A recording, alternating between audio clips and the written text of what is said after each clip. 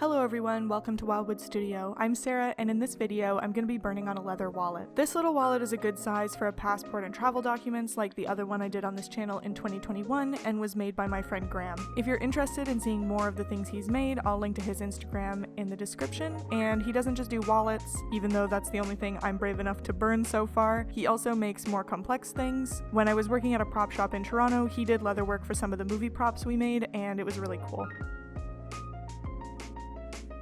For the design, I decided to do a mandala, so I traced my wallet into my sketchbook for the size and came up with a couple of designs and ultimately chose this one. Then I transferred it onto the wallet using tracing paper.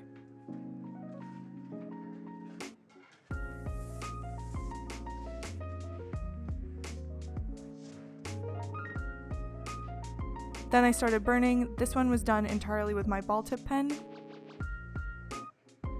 Usually for this sort of line work on wood, I would use my knife tip pen because I can get smoother lines, but I find that that type of pen really cuts into the leather and the ball tip doesn't. This is vegetable tan leather, so it's safe to burn. You have to be careful what you burn because it can release chemicals. You don't want to burn chrome tan leather or leather with stains or any other top coats or finishes because you are burning those things too, and then you're breathing toxic smoke. One thing I knew from last time but still somehow managed to forget is that leather burns at a way lower temperature, so usually I have my burner set to a 6 or an 8 for wood, but this was mostly done at a 3 or a 4.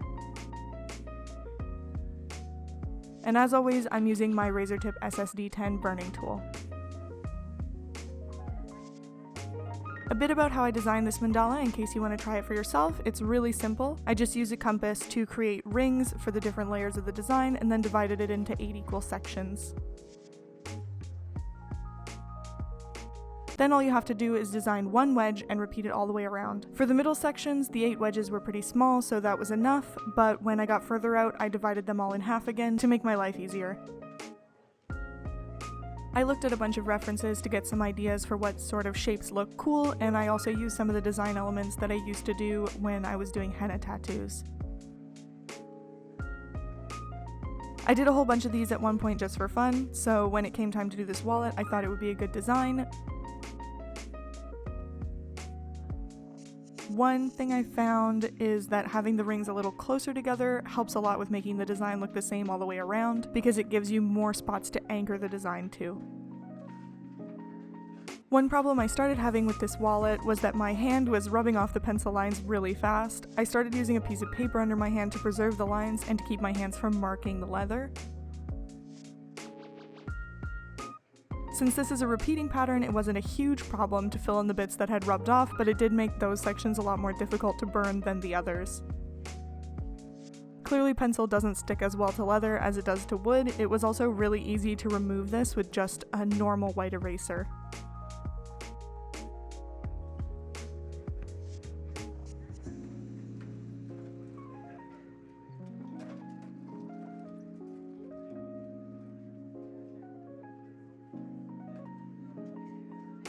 Once I had done the main design in the center, I decided to add another one in the corners. This pattern is almost the same as the main one, but it's slightly different. I considered doing this in all 4 corners but thought it would look too busy, so I just did the 2 opposing corners in the top right and the bottom left. This also worked out because it avoided Graham's stamp, which is in the bottom right corner. Another odd thing about burning leather is that I found once I had already burned an area, it was kind of hard to make it slightly darker. I had to turn up my burner a lot more to go over an area that I had already done than to fill in a blank spot. I'm not sure why that would be, but it did add a bit of a challenge. It's still better to burn at a lower temperature to start though, because I think it would be basically impossible to remove a line or a spot that you don't want once it's there. It's already difficult to correct burning on wood when you can sand it off, but sandpaper would just destroy leather, so I don't even know how you would begin to correct a mistake on leather.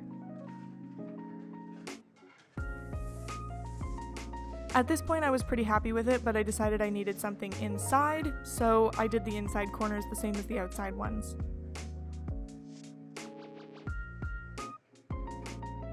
But I did the opposite, so the top left and the bottom right, just because I thought it looked more balanced overall.